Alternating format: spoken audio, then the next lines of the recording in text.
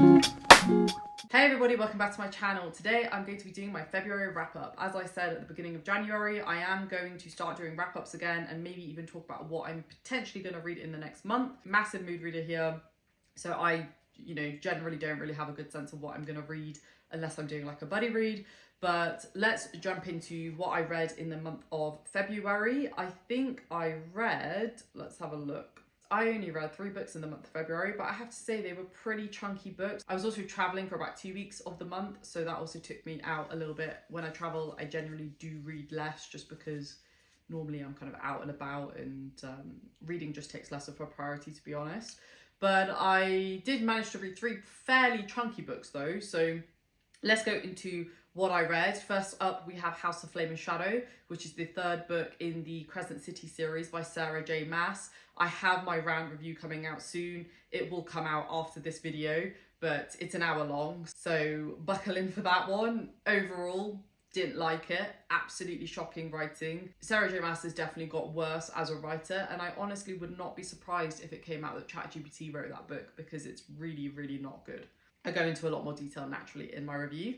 Then I read an incredible book, probably one of my favourite books of all time, almost certainly my favourite book of this author so far, and that is A Song for Arbonne by Guy Gabriel Kay.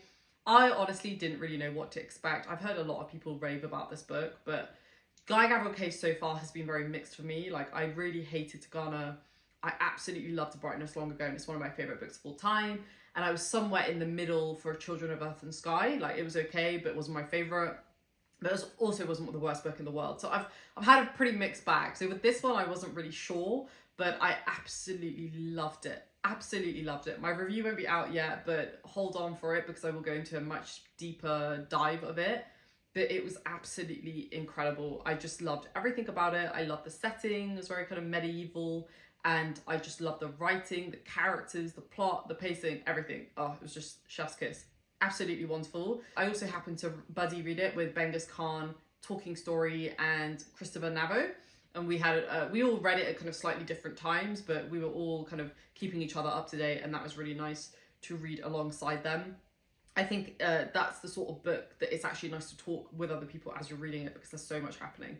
Absolutely fantastic. Strongly recommend. I forgot to do my rating. So Flame of Earth and Shadow, I gave 1 star. This one I naturally gave 5 stars. So I really had like a flip-flop this month. And then I finished The Tyranny of Faith by Richard Swan, which is the 2nd book in the Empire of the World trilogy. Liked it a lot more than book 1. That's not to say that I hated book 1 by any means, but book 1 for me, I had quite a few issues with it. Quite a few of those issues were corrected in book 2. I did have a few other issues with it, but overall I really liked it, and I'm so excited to go into book 3. I read this book with my Patreon members. I actually jumped ahead a little bit because Empire of the Damned came out as well, so I wanted to start that pretty much immediately, but we were talking about the book and I'm excited for them to progress through in the book as well. And then we're going to read the final book, which is The Trials of Something Something, in March, which I'm really excited to finish it off and see how it ends. In terms of what I'm planning to read in the month of March, well, naturally I'm going to read Empire of the Damned. I think I'm going to try not to rush it because I do really like this world. I really do like the way that Christoph writes in this series. I'm not sure if that's going to hold for his other series, but specifically for this series, it just works for me. I don't know what it is about his writing in these books. It works for me, and I love some of the characters. So I'm going to enjoy myself. I might read another kind of contemporary fiction book alongside it so that I don't feel the need to kind of rush ahead. But that will, definitely take me up for at least a week or 2. And then the next one that I really want to read is Tomorrow's Children by Daniel Polanski. This is a new book being published by Angry Robot Books. I'm just waiting for my paperback edition to come through.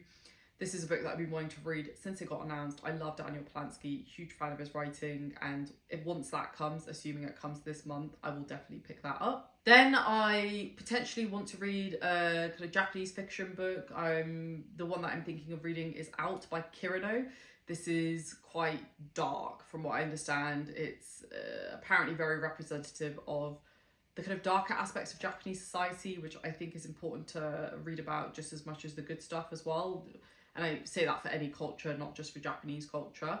And I'm really excited to read it because it's been on my bookshelves for a while. And whenever I look at it, I get pulled towards it. So I'm definitely gonna try and get to that this month. And then I think I normally give myself kind of 4 or 5 options, because I generally read kind of 3 to 5 books a month.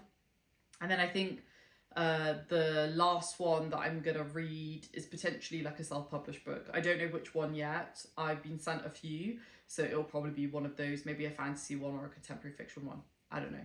We'll see. But those are the books that I've read, and those are the books that I'm planning to read in the month of March. Let me know what books you read in February, and if there are any new favourites, and if there's any that I should stay away from.